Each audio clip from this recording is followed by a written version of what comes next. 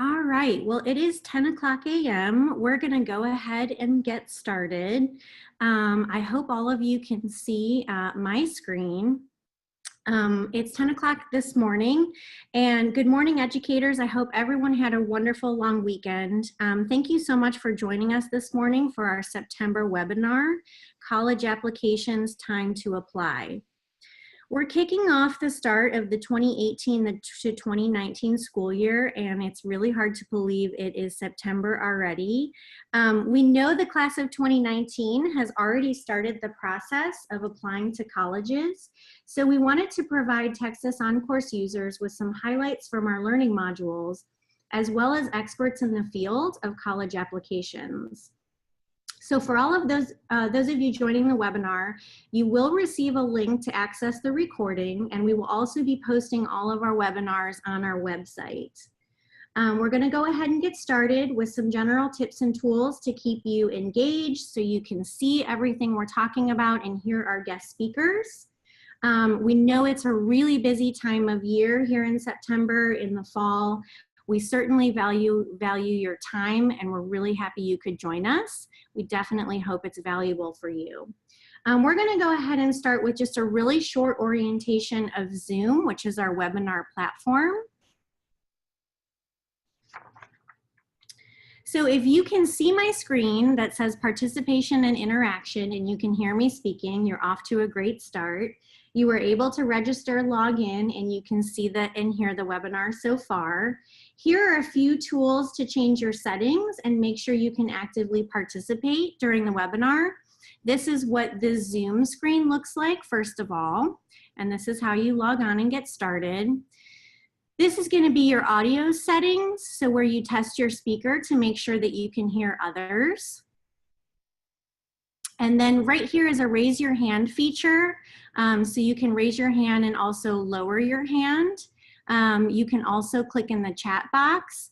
If for some reason during the course of the webinar I don't see your hand raised or lowered, or I do not see your chat, later on I promise I will get to it before we close out of the webinar. So we will answer all your questions. This is another box where you can add your questions and send them in and input them here, and we will all see them. And then this is how you can see your size up here in the top right corner, where you can exit full screen or make it smaller if you'd like. So I just want to quickly highlight that we have over 85 users joining us this morning from across the state of Texas. And everyone is interested in discussing college applications, which is great news that everyone is working on this with students and parents across the state. Thank you all in advance for submitting questions in advance. We've received the questions from our registered users, and our guest speakers today plan to answer some of those, as well as provide updates on the Common Application and ApplyTexas. So just to kind of get us started on a little bit of background and some numbers for those of you on the webinar, before we start talking about applications, we kind of want to talk about who is using OnCourse. So as many of you know, when we began, over 2,500 counselors and advisors across the state helped us build our resources. So then fast forward to today, and we have over 9,000 educators using Texas OnCourse resources, 2,552 schools, which is actually not on here, and then also 857 districts across the state. So that is over 65% of districts in the state of Texas that are using our resources, which we're really excited about.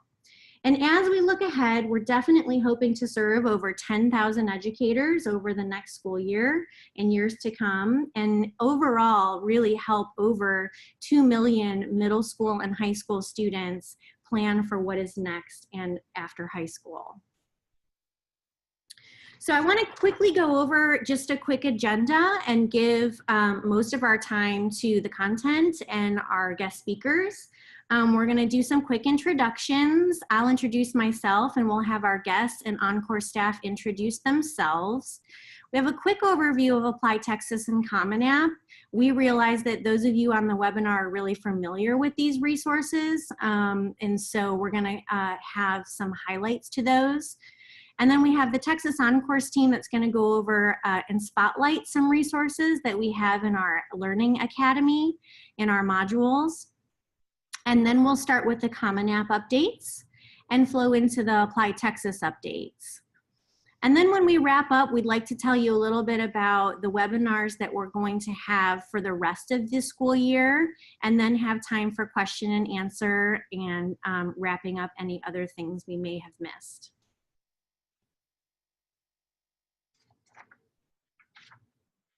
I just want to quickly introduce myself. My name is Laura Googan. I'm Senior Partnerships Coordinator here at Texas OnCourse. My background is as a counselor in a K-12 setting, and most of my experience is college and career advising in the state of Texas in our high schools, and I've worked in a couple of other states as a counselor as well. Currently at Texas OnCourse, I help our schools, specifically middle schools, implement some of our middle school resources like Middle Galaxy, Map My Grad, and our middle school curriculum guide.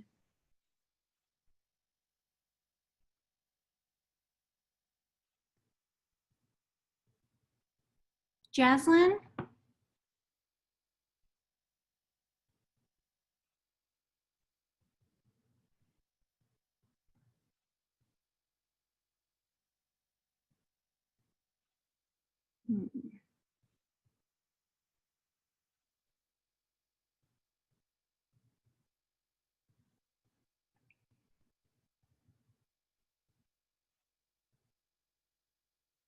Jaslyn, I'm not hearing from Jaslyn. Let me check something really quick on our audio. My apologies.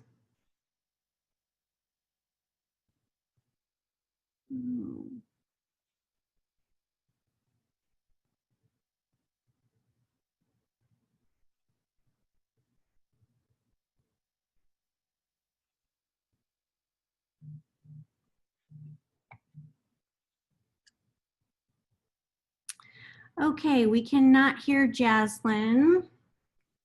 Let me see if I can go in and change something.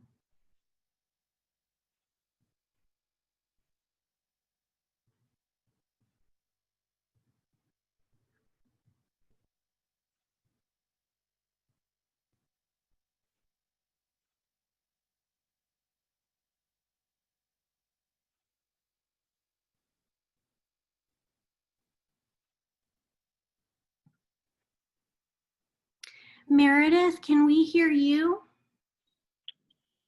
I think so. Can you hear me? Yes, we can. We'll go ahead and go back to Jaslyn. I'm so sorry about that. No worries. So yes, good morning, everyone. Happy to be joining you today. I am Meredith Lombardi. I am the Associate Director for Outreach and Education at the Common Application. I have been here for around 3 years, where I work to help bring resources to the counseling community. Like Lara, I formerly was a counselor myself. I was a counselor in DC as well as in the state of Georgia. And I currently oversee the Common Applications Outreach Advisory Committee, which is made up of a group of secondary school counselors, community-based organizations, and independent educational consultants who help give us feedback as we work on making the Common App a more pleasurable experience for students as they go through the college application process. So thank you for having me today. Great, thank you for joining us, Meredith. Claudette? Yes, good morning. My name is Claudette Jinx. I'm the Director of College Access and Success for the Texas Higher Education Coordinating Board. I've had a number of years I just celebrated my 20th year in state service, but I've had 15 years of high school and in high school, higher ed, and nonprofit entities. I manage here at the coordinating board. I manage a portfolio of statewide initiatives, including the ApplyTexas program Advise Texas, Generation Texas, and the State Reach Higher Initiative, as well as some other things. But that's what I do here now. Thank you. Great, thank you, Claudette. Tim? Hello, everyone. I'm Tim Brace. I am a senior IT manager in the Office of Admissions at the University of Texas at Austin. I currently am the manager for the ApplyTexas team and have been with them for about 7 years. Prior to that, I worked in the Office of Graduate Studies as a software developer and also as an IT manager there and in the Office of Admissions. During that time, I was also on the school board for the Hayes Consolidated ISD. Great, thank you, Tim.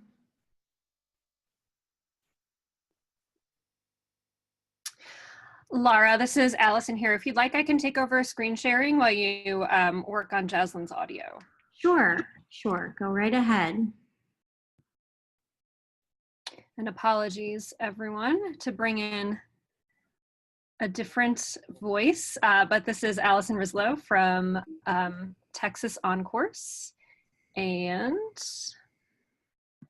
we're just trying to get Jaslyn set up as a panelist so that you can hear her lovely voice. So Laura is going to be troubleshooting that for us. While we're waiting, I also want to mention, since it apparently seems to be a great day for technical issues, our website is also currently down at the moment due to a Microsoft kind of system-wide outage. That said, you are still available, or you are still able to access the Texas OnCourse Academy, which is where we are pulling a lot of this information from. And you can access the Academy at dashboard.texasoncourse.org.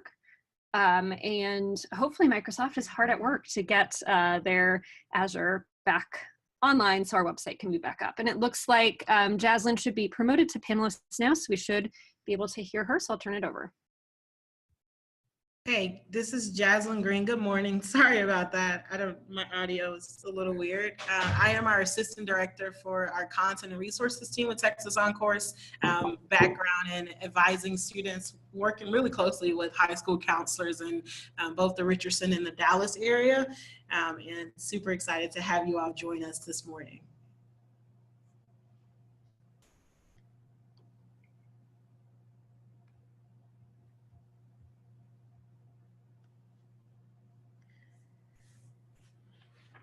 So one of our goals here at Texas OnCourse is really just to make sure that the content we include in the Academy is practical so that you can quickly implement any information that we're sharing.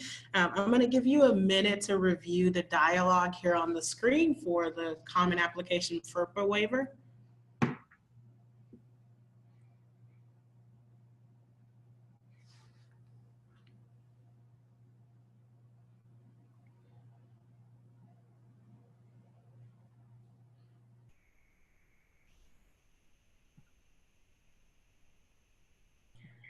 So as you all know, the FERPA law is very complex and often confusing for students. And so the purpose of this student conversation is really to highlight a situation where a student made a mistake by opting not to waive their rights to review recommendation letters submitted on their behalf. The most important point here is just to understand that you as a counselor and advisor could definitely encounter a similar situation, and that Common App does allow students to change their FERPA decision if no recommendation letters, school forms, or other documents have been submitted on their behalf.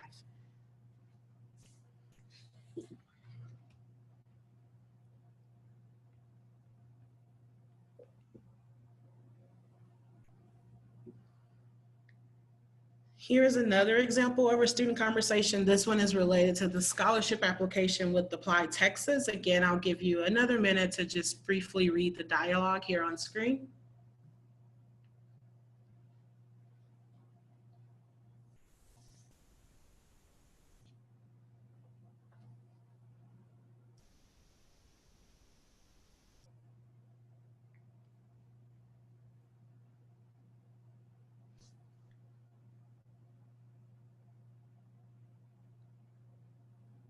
This student conversation is focused on assisting a student with their scholarship application within the ApplyTexas application system. Basically keeping track of deadlines. We know during college application season can be really overwhelming for students and families, and making it really easy to miss a deadline. So the purpose behind this student conversation is really just to showcase a common situation where a student submitted their college application through the ApplyTexas system and they did not complete the scholarship application. As you all know, that scholarships are a great debt-free way for students to pay for their college education. So this is why it's really important to help students understand that schools like the University of Texas at Austin, Texas A&M, University of Houston, Texas State, and others all have a scholarship application that students will be asked to submit during their ApplyTexas application. Next slide.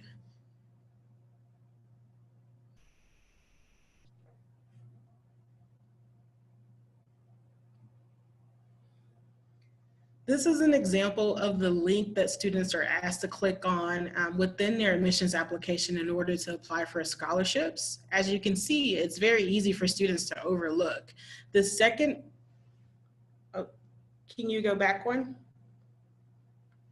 The second image here that you see is of a student's ApplyTexas account dashboard. And so students actually have the option to submit their application without submitting the scholarship application. Here you see it says inactive.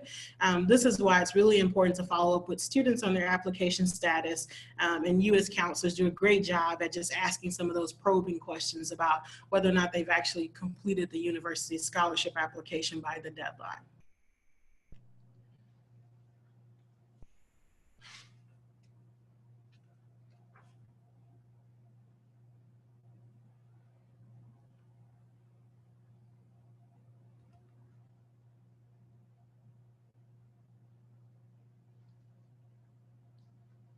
And for our resource spotlight, one of the most important steps that we all know in applying to college is really to ensure that the follow-up with the university or college is really happening so that students aren't missing any necessary documentation. This case here, we would like to highlight one of the infographics that we have included in 4 of the college application modules specifically. If you could, next slide, thank you. The college application follow-up here infographic is basically helping to advise students in sessions on what documentations do I need to submit after I've completed these various college application systems. And so for the first piece here at the top of the screen, it's just letting you know that all ApplyTexas Coalition, Common App, and the Universal College App require students to submit their test scores after they've submitted their application, as well as their official high school transcript, which you all are aware of. For the first step 1, it's focused on early decision agreements, and that the 3 applications that you see here on screen, Coalition, Common App, and the Universal College App, all have an early decision agreement that students can actually complete within the system. The second step here, you see number 2, application fee waivers. ApplyTexas and the Universal College application does not offer an electronic submission for the application fee waivers. So it's really important to just ensure that you're following up with them to figure out what's the most preferred method with the university. Maybe it's mail, maybe it's fax, but students are confirming that with the institution that they're applying to. The last tip on screen is just that recommendation letters for the ApplyTexas system, there is not an electronic submission option. And so they will need to have their recommenders mail those out. The other application systems do allow recommenders to submit them electronically on the student's behalf. So this is an example of a great infographic that can be used in advising sessions with students and families.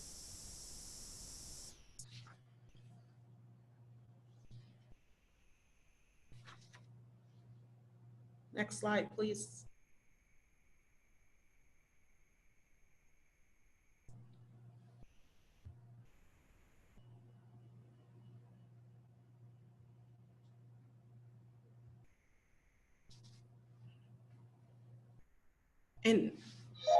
And each of the modules in Texas OnCourse Academy, we've generated a number of resources, including both infographics and also handouts. And so these are ones that you could print out and hang in your office or hand out to students. You can definitely find these resources throughout each of the modules, but we have also included these resources that we're discussing for the modules available today on our Pinterest account. So this is a snapshot of the Pinterest boards that we have for both the ApplyTexas module resources and the Common Application resources, which can be found at pinterest.com/Texas OnCourse.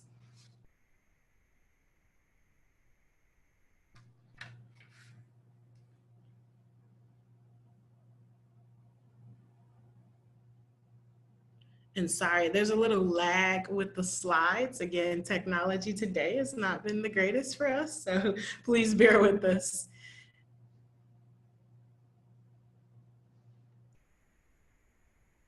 And here, go back. Here is another snapshot of our Pinterest boards for both the coalition application and also the universal application.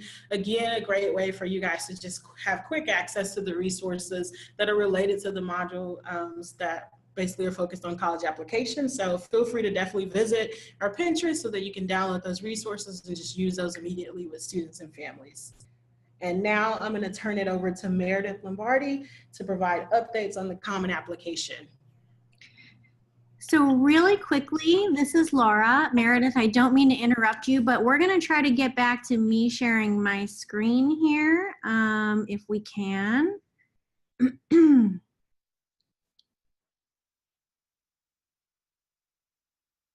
And hopefully that will be a little bit less of a lag.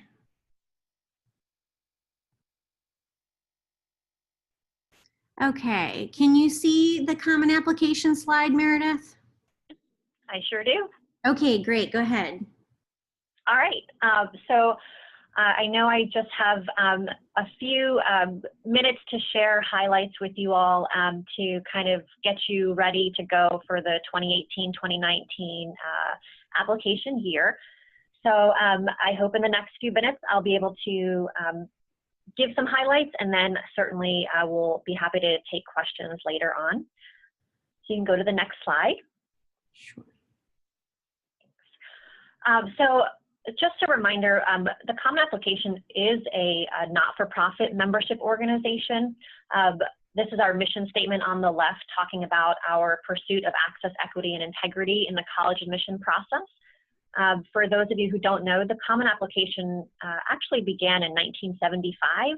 So we have been around for over 40 years. It started with 15 member institutions that has now grown, as you can see here for this year. We have 829 member institutions.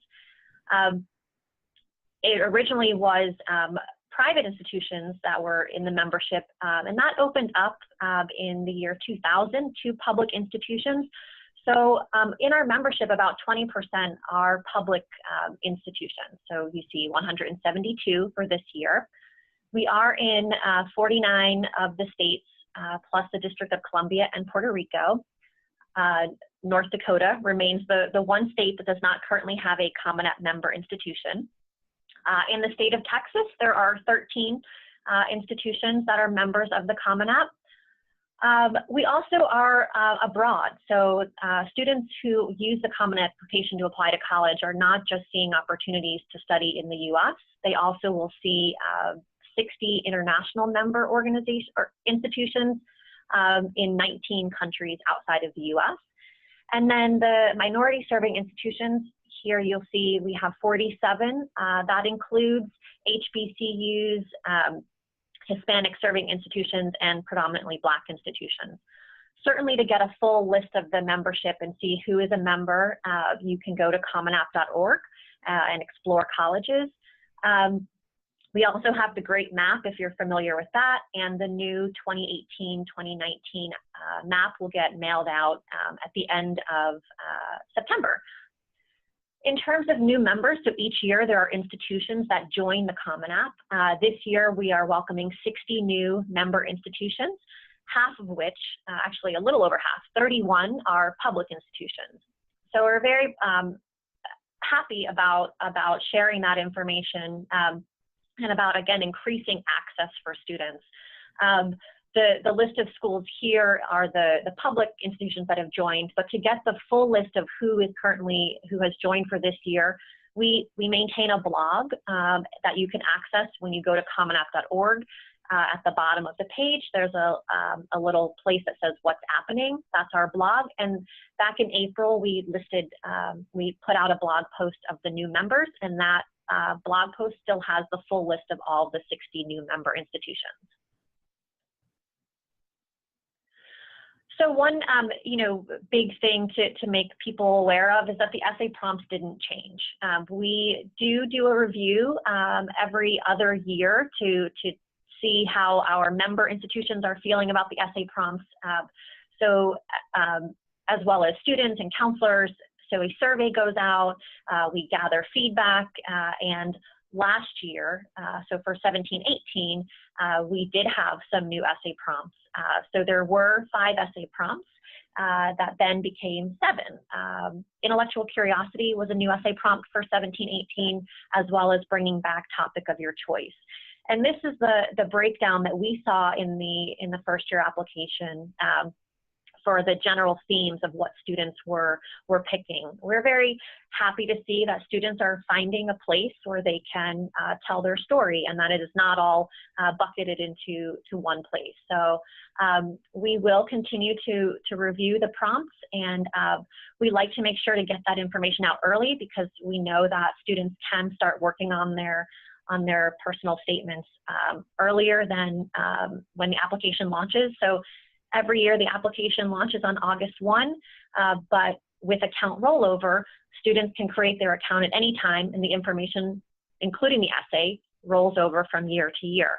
So we actually announced the essay prompts back in January, knowing that there would be some students, particularly in their junior year, who would be able to get a head start on exploring the application and potentially picking their essay prompt.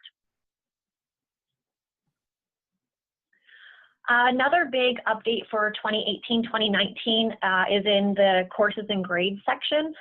So again, courses and grades was released in this past year, 17-18. It's the ability for a member institution to collect self-reported academic records from a student. So last year we had 6 institutions that used courses and grades. While which meant none of the other member institutions, there were 772 last year, wanted that information or were going to download it. However, we found that students were still filling out that part of the application when they never needed to. So just unnecessary time for them where they could have been using that time elsewhere. So this year in the courses and grades section, which you can see a little screenshot, it's on the Common App tab, the 7th section, there is now a message that pops up that basically says, you have not added a school to your list that requires courses and grades. Therefore, you do not even need to access this section. And in fact, the student will not be able to access this unless they add a school to their list that requires courses and grades. If you go to the next slide, I'll show you. So this is the list of schools that are using courses and grades. And can you go back one slide? I'll just show you.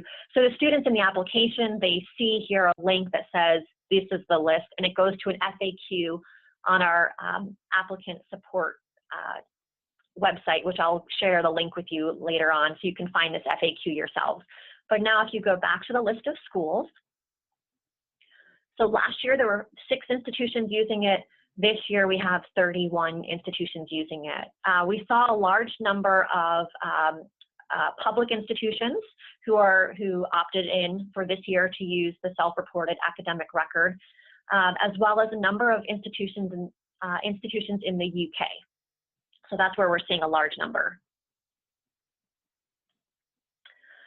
Another feature for you to be aware of, so last year again, we introduced the idea of the advisor role, and that was where students who are working with someone other than their school counselor, that we would be able to provide that advisor visibility to track a student's progress with completing the application. And combining it here so that you can see in the application, students have the ability to invite 1 counselor and then up to 3 advisors. So counselors and advisors can both track progress, and you can see it again in this screenshot. They'll see the 7 sections of the application, so profile, family, education, testing, activities, writing, courses and grades.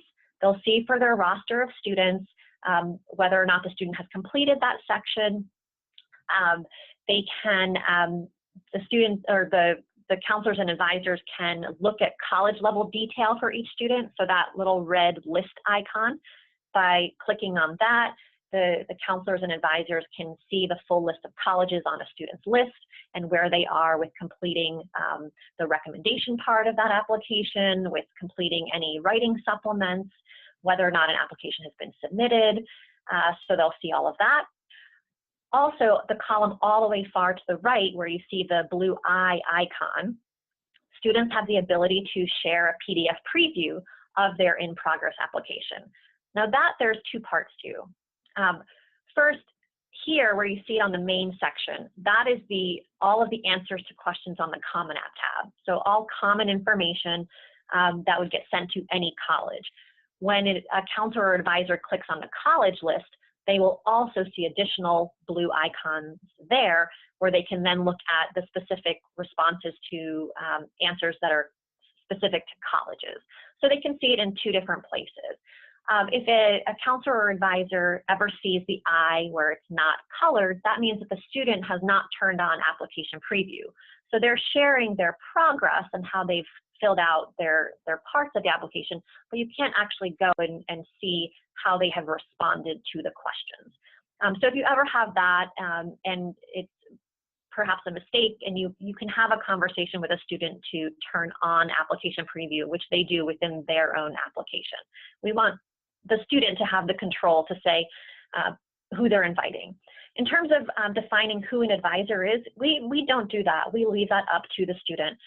So an advisor can be a community-based organization counselor. It could be a college counselor at their high school. It can be a parent that they want to give access to. It can be a peer. It can be a teacher. It's really just who is providing support for that student. The last bullet, so when a student invites a counselor, the counselor is providing and submitting school forms and a transcript on behalf of that student. So that information, the contact information for the counselor, is shared with the colleges. The advisor is just a private relationship between the student and the advisor. So the advisor contact information is not shared with colleges. Last year, we had 43,000 individuals take advantage of the advisor role, and we hope to see that continue. All right, just a quick, you know, these are very high level highlights.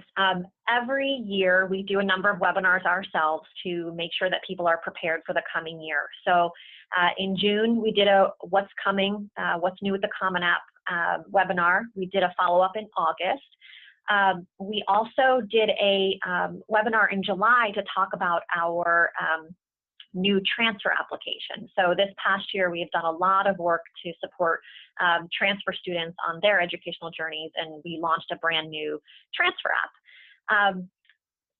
So just knowing that all of our webinars can be found on our YouTube channel. You also, if you don't currently have a Common App account as a student, I highly encourage you to do that just so you can explore the application yourself. You just go to commonapp.org, click apply, and it will ask you whether you are a student, education professional, or parent or other adult. So by clicking education professional, you will create a practice account. Common App website has a lot of great resources before you even get to the application process. We have a monthly newsletter that you can sign up for right on the website by going to counselors and recommenders. Common App Ready, I saw that there were some links out to Common App Ready in Texas OnCourse, which is great. Those are just PDFs and PowerPoints and video tutorials. We're on social media, so if you want to be up to date, following us on Facebook and Twitter and Instagram is a great way to stay connected. And then a reminder that our support is available 24/7, 365. So we have chat, we have schedule a call. students and recommenders can email us directly. And we have a lot of self-help FAQs out on app support and rec support. So that's just a quick highlight. Happy to, again, answer questions later when they come up.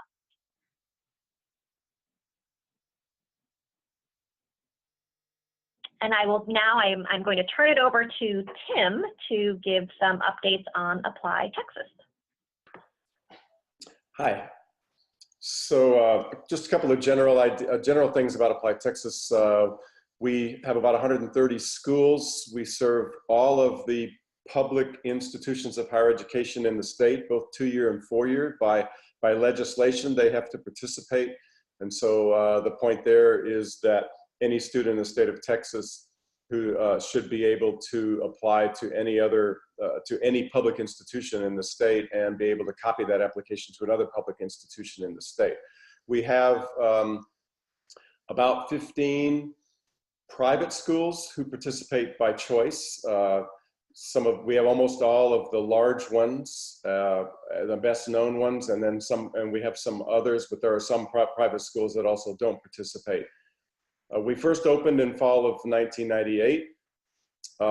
We have 9 different application types, which include a graduate application, an international graduate application, and an application for 2-year schools. Close to half of our schools are 2-year schools. And we also have a counselor suite where the counselors at the high schools can go in and follow the progress of their students and see which applications they have filled out and whether they've submitted them and what page they're on if they haven't submitted them, and whether they have filled out a FAFSA for federal student aid. Next slide, please. Before I do that, I would just like to offer a couple of comments of clarification on what was said before. As Jasmine mentioned, we do have schools that use the scholarship app, and not all schools use the scholarship app. So that's important for counselors to know that it will appear for some students and not for others, depending on where they're applying. Also, I know that UT Austin, which used to use the scholarship app, is no longer using it for the new cycle. They've taken those questions and folded them into custom questions for the application itself, which means that application is a little longer, but those students for UT Austin won't be using won't have to do a separate scholarship app. So just in case those of you who've been working with students to UT Austin through ApplyTexas before, you might wonder why that app is not there anymore for them. And the other thing is, you mentioned in a previous slide about transcripts being outside of ApplyTexas, which is true for 90% of the students, but we do have the capability for some students to order transcripts within the application only if the high school and the college agree to share transcripts that way. So you might have some students that from your high school, if your high school is participating in this, if it's not, then none of your students will have this option. If it is, you may have some students that will see this, and then the same student might apply to a different school and come ask you, why didn't I see that option? That's because the institution of higher education is not participating in that particular early transcript request. And I'll explain that better if anybody has a question about that. Okay, updates for this year. One of the big ones, which I know all the large applications and many institutions are dealing with, which is the General Data Protection Regulation. We have complied with it, as has, I'm sure, the Common App and the Coalition App and all others. What your students will face will be that if they already have a profile in ApplyTexas, and ApplyTexas keeps its profiles for years. So if someone was here 2 years ago to do an app, and now to do a 2-year app, and now they come back to do a 4-year app, they can log into the same profile. But if they have already had a profile before the end of May of this year, they will need to go to their profile and acknowledge the privacy policy, which has been rewritten to be clearer and to be very specific as to what information we save and process and send, and who we send it to and how we do that.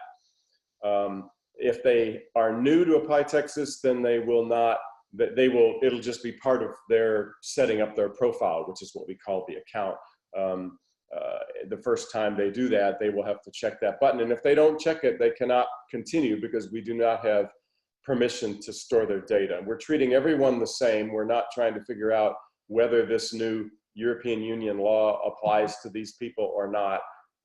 We're just treating everybody the same. And so everyone will have to acknowledge the privacy policy before they can go in and start any applications. Next slide, please. We are in the middle of a big move. We are moving our infrastructure from a mainframe system at the University of Texas at Austin to Amazon Web Services. This will take at least another year. We expect more robust support. Just the change in itself will allow for significant enhancements, including responsive design, which we currently don't have, even though we have 6 to 8% of our hits on our site are in mobile on mobile devices.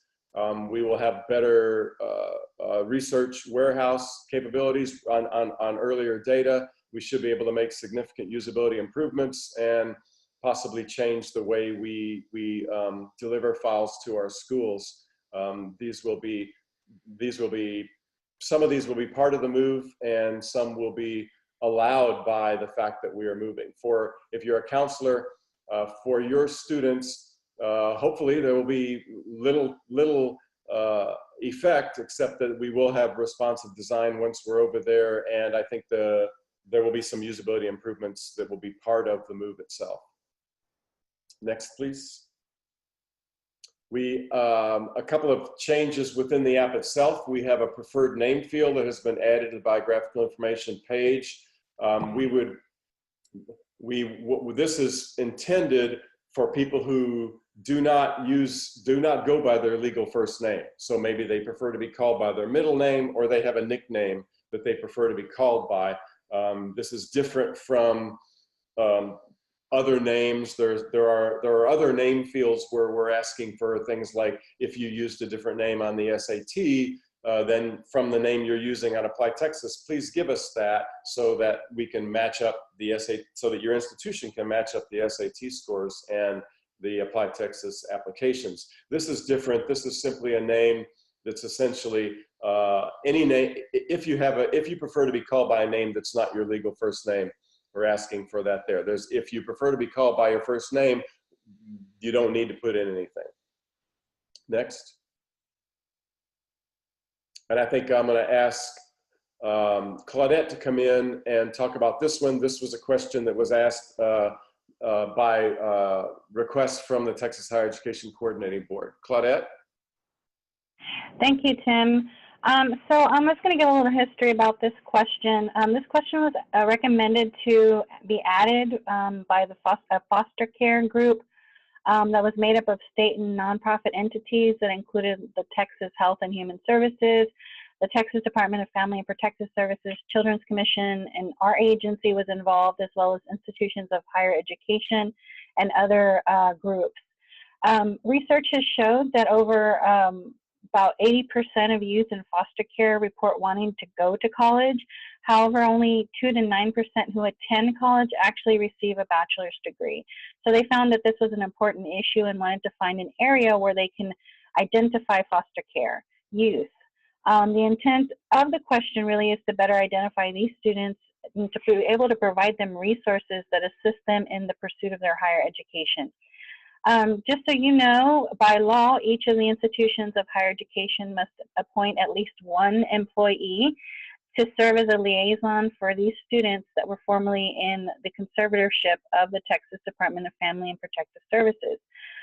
Within this law, there are a number of things that these liaisons do, including providing information to foster care alumni regarding support services. They also inform these students about other resources available at the institution, and they provide any other relevant information to assist these students. This specific request to add the question to the application was sent to the ApplyTexas Advisory Committee, which is made up of 2-year, 4-year, and technical and private institutions that Tim talked about. The committee approved adding this question to the application in February for this upcoming cycle, the 1920 application cycle. So it is a required question on the application, and students who would like additional information are provided a link to the College for All Texans website. There they can find additional information on foster care and a list of foster care liaisons that are at each of the institutions. The question is also intended to help identify students so when they get on the campus, the campus liaisons are able to connect to them once they are enrolled in the institution. The ApplyTexas Advisory Committee often receives a lot of different requests, requests like these to make changes to really improve the application. These requests typically come from our institutions of higher education, since they are the ones that pay into the system itself. However, last year, rules were amended to add high school counselor representation so that the ApplyTexas Committee can receive feedback about the ApplyTexas application and the counselor suite. Although we cannot make all the changes that actually come to us or to the advisory committee, the committee and the ApplyTexas staff prioritizes what can be done, and then the changes are made accordingly. So for your information, the committee generally meets 3 to 4 times a year here at the coordinating board in Austin, Texas. The meetings are posted to our agency website, along with the notifications of the meeting dates, along with all our other coordinating board meetings. The meeting is also posted to the Texas Register, so you all know when those meeting dates are. But if you'd like to receive a notification, you can always email me directly, and I'm sure we can share that information with you. The meetings are broadcasted and recorded for later viewing. They typically run between 9 a.m. and 4 p.m., so we know that that's a long day for most of you. But again, they're recorded so you can view them later. One last quick note while I have you, we want to remind you that our agency is kicking off our Generation Texas campaign soon. And the Generation Texas campaign is a statewide initiative to encourage more students really to complete a college application and their FAFSA within the month of November. So we'll be sending out registration surveys to all our counselors that we have emails for, and we hope that you participate this year. As a participant, you can receive a welcome gift and some stickers for your high school seniors that say I applied. And so we hope that you'll be looking out for that email. But all of this really ties to, again, encouraging more students to complete a college application. So that's about all I have, and we're ready for questions. If I would, can I jump in here real quick? Hello?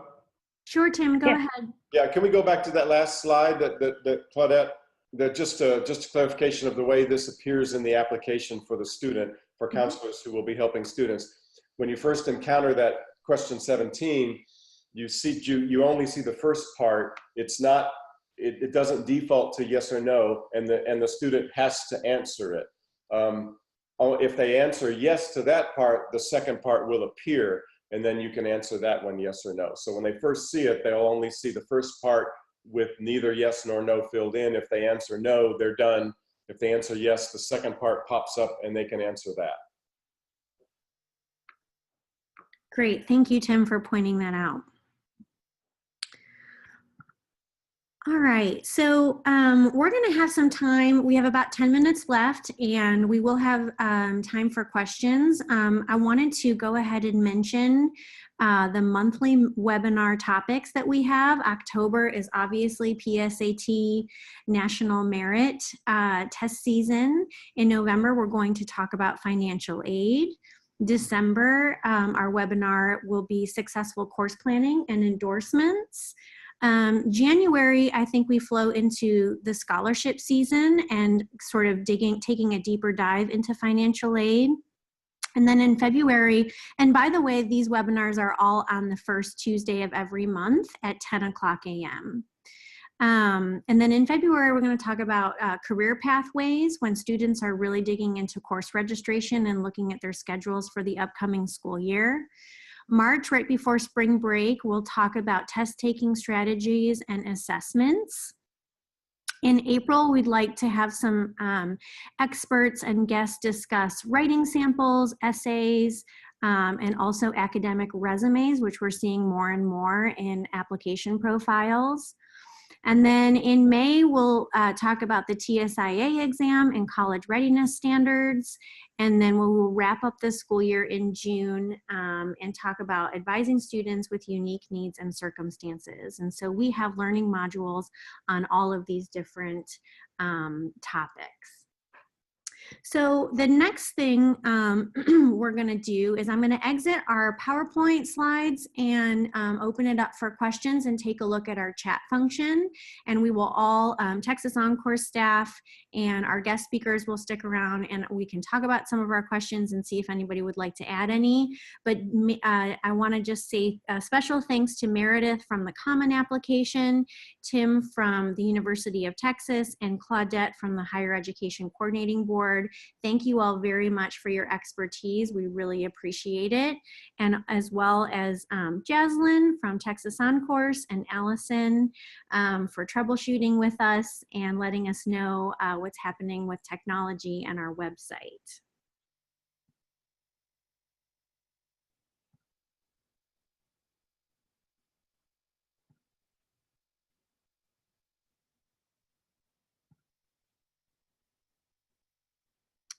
So one of the questions we have is, where can recommendations letters go for Common App? Meredith, can you hear that question? Yep, and I am happy to respond. So in the student's application, they are invited to invite recommenders.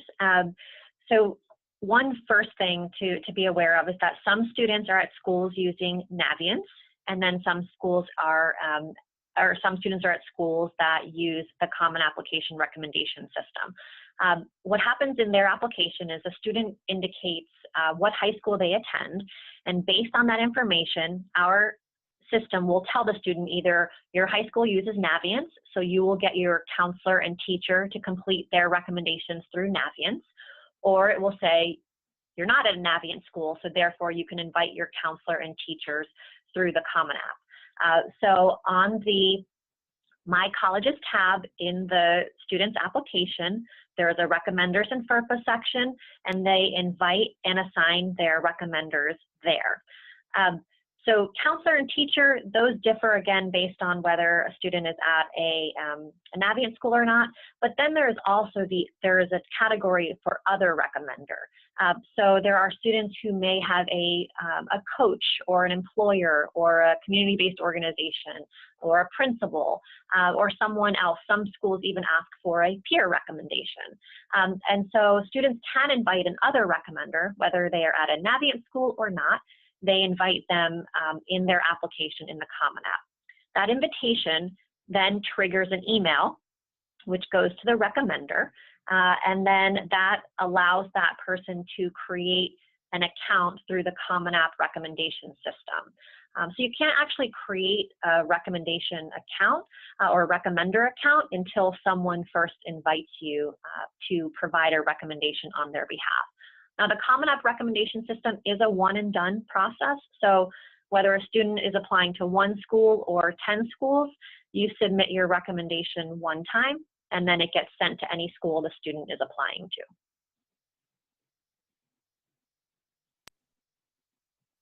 to. Great, thanks, Meredith. Sure, sorry, I'm just seeing the follow-up question. If the recommender doesn't have an email, so the student does not have to put in an email address.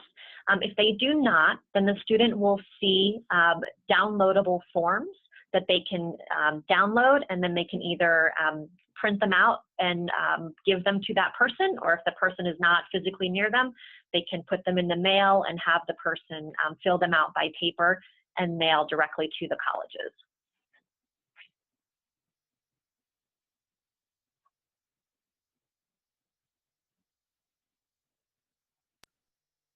Great. Currently, we don't have any more questions, but we have just about 5 minutes left. So if you all don't mind, we can definitely stay quiet and just see if there's any other questions that pop up before we close out. Laura, we had one question that was sent to us by Jocelyn earlier. I'm not sure how we can answer it, but we'll do our best. The question we received was tips on making sure students answer the residency questions on the ApplyTexas accurately so they do not inadvertently mark themselves as an out-of-state student, particularly the question asking if they have graduated from a Texas high school.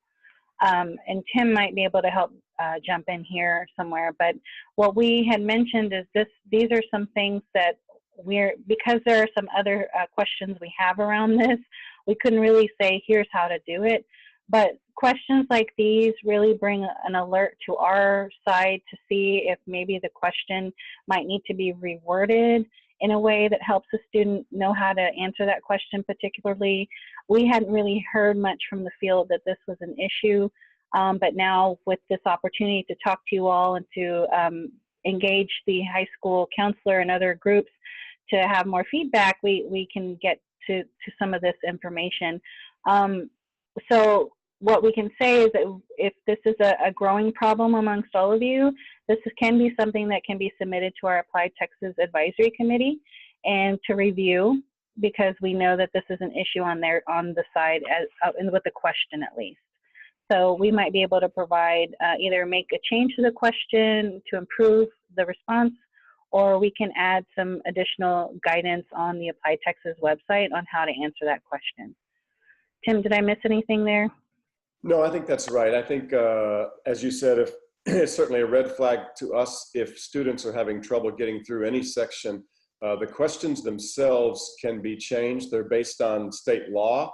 And so 20 years ago when we first started, these were encoded into questions, a set of questions which became more and more dynamic and changed slightly through time as the laws changed and as our understanding of how best to ask the question to change. But we understand that these can be difficult, and we don't want people making mistakes. And so especially if we find any pattern where there are certain questions that are running in, they're causing problems for multiple students, we'd like to know what that is, and then we can get together between the ApplyTexas team and the coordinating board and the advisory committee and say, how could we word this, or how can we order these questions in such a way that would not be a barrier for the student to be able to get through that section.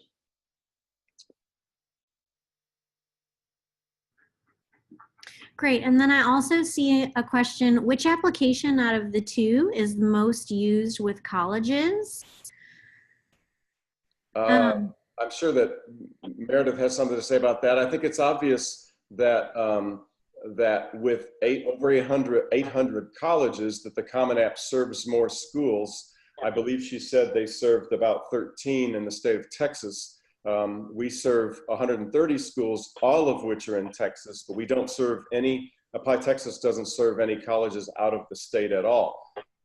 We have some schools that we share. If you're applying to a public four-year, and when you say colleges, I'm assuming maybe you mean universities, that we have all of the public universities in the state as part of the ApplyTexas system. If a student, kind of comes down to where a student wants to apply. There are several of our public universities in the state who also use the Common App or the Coalition app or have their own app. So it kind of, I would say, to be fair to everybody concerned, it comes down to where the student wants to apply. If they're going to apply to a Common App Texas public university and also want to apply to one of the other colleges throughout the country that the Common App serves, then that's a good way to go. They don't have to apply, they don't have to fill out 2 applications. But if they're going to apply to one of those schools that uses both the Common App and ApplyTexas, and they have no intention of any of those, of going out of state, and they want to copy that application easily to several other, one or more public institutions in Texas without having to apply again, then ApplyTexas might be the best way for them. Meredith, would that seem like a fair statement to you? Yep, I agree. I think considering your list is really important. And I think, with ApplyTexas having community colleges, that certainly adds a large number, and the public institutions. So volume-wise, you know, we may actually be very similar, but the schools are just on our platforms are different. So And knowing where you want to apply first.